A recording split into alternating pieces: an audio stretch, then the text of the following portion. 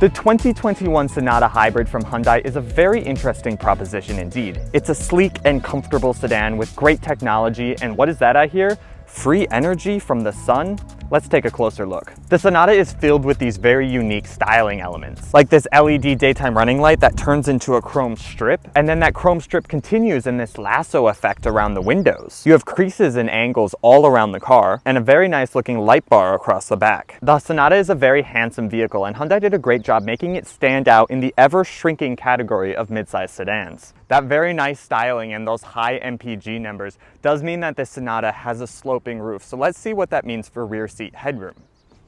I am 6'1½", and sitting behind my ideal driving position, I have plenty of knee room. My feet are a little tight, and sitting up straight, yeah, my head does hit the top of the roof, but you know, if I slouch down and sit in a rather more comfortable position, how I would, I do fit just fine, but if you are over 6 feet, it may be a little tight in the back. I also like that Hyundai included peasant blockers for the rear windows. It's not something you normally see in midsize sedans. The interior of the Hyundai Sonata is a very nice place to be. I drove the Camry a couple weeks ago, about a month ago, the new Camry, and this is a nicer interior. I love this screen, the digital driver's display, the steering wheel design, the 4-spoke is unique and really nice.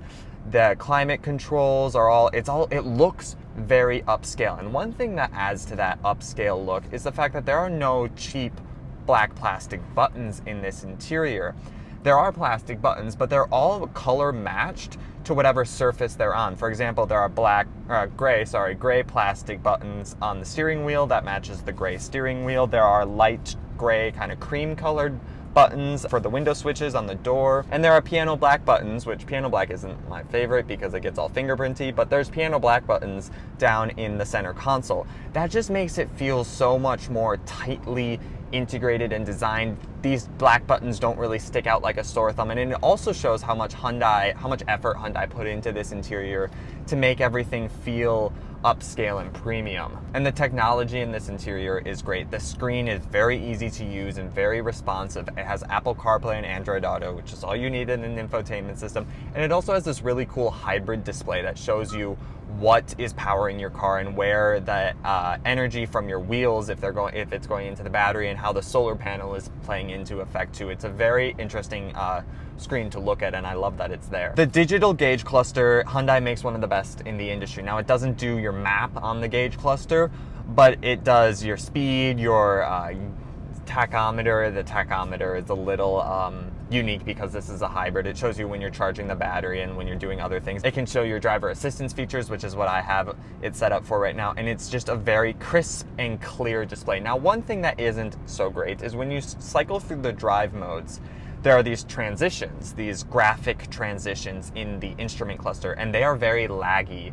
They are not smooth at all. Like, it seems like Hyundai needed to put a little faster processor for the instrument cluster screen, because those graphics, they're pretty flamboyant, and the screen, the processor just can't really keep up with them, which is just something interesting to note. Another interesting thing to point out is that this car has the coldest ventilated seats I've ever experienced. Like, the lowest setting was too cold for me. So if you live in like Arizona or a place where it's really hot, I would recommend trying out these cooled seats. Moving on to the driving dynamics of the Hyundai Sonata Hybrid, I'm gonna floor it.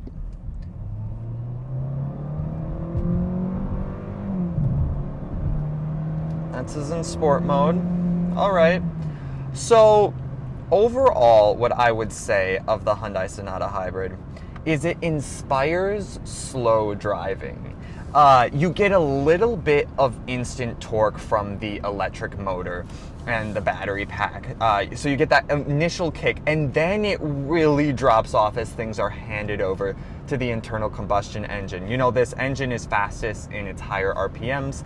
And so that initial handover where the engine is still waking up is very doggy, is how I would describe it. And so because a lot of times you are in between that electric motor and internal combustion engine, it does, as I said, inspire slow driving. And so, you know, if you're someone who gets like a lot of speeding tickets, that's a great thing. You don't feel like going fast in this car. But that's where we kind of find the essence of the Hyundai Sonata Hybrid. It's 47 miles per gallon, very efficient. You have this great interior and some of the best self-driving technology on the market. Right now, my cruise is set at 60 We're going 54 because we're behind a slower moving car. The car is also steering for itself. We're going around a corner right now. It's steering for itself. Hyundai has some of the best lane centering technology on the market, and that just makes it so easy to drive long distances on the highway or roads like this where the lanes are clearly marked.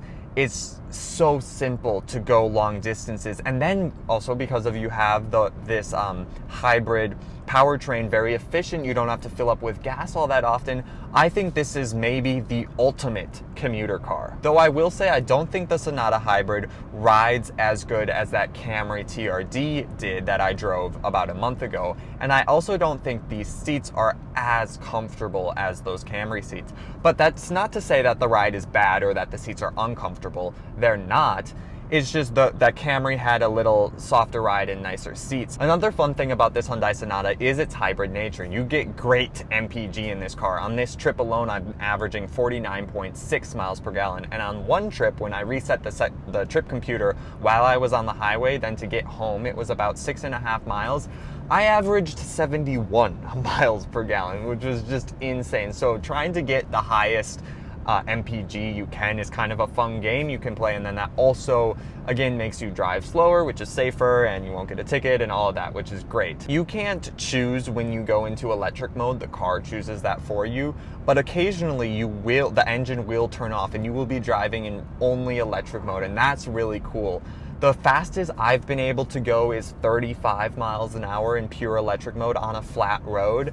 And it took me a long time to get up to 35 because you have to give it very little throttle input, otherwise the internal combustion engine is going to kick in. But once again, it's just a cool thing you can do to try and eke out this car's electricness. Once again, the fact that this has a solar panel is just so cool. Right now I'm watching it charge the battery, giving me free range, and Hyundai estimates that you could get 700 miles of free range every year, which is just really cool. I think more cars, hybrids, and electric vehicles should have solar panels because it's just free speed. So that's the Hyundai Sonata Hybrid. It is probably the ultimate commuter car. It is incredibly efficient, averages 47 miles per gallon. It is dead easy to drive with these awesome driver assist features, which also makes it very safe. And this cabin is such a pleasing place to spend time. This is a very impressive car, and props to Hyundai for putting so much time and effort into a mid-size sedan when a lot of other car companies are abandoning the segment altogether. So what do you think about the Hyundai Sonata Hybrid? Do you like it better than the Toyota Camry or the Honda Accord? And if you were to get a Sonata, would you get this hybrid one with 47 miles per gallon, or would you get maybe the N-Line version? Let me know in the comments. Thanks for watching. Like, comment, share, and subscribe, and I'll catch you guys in the next video.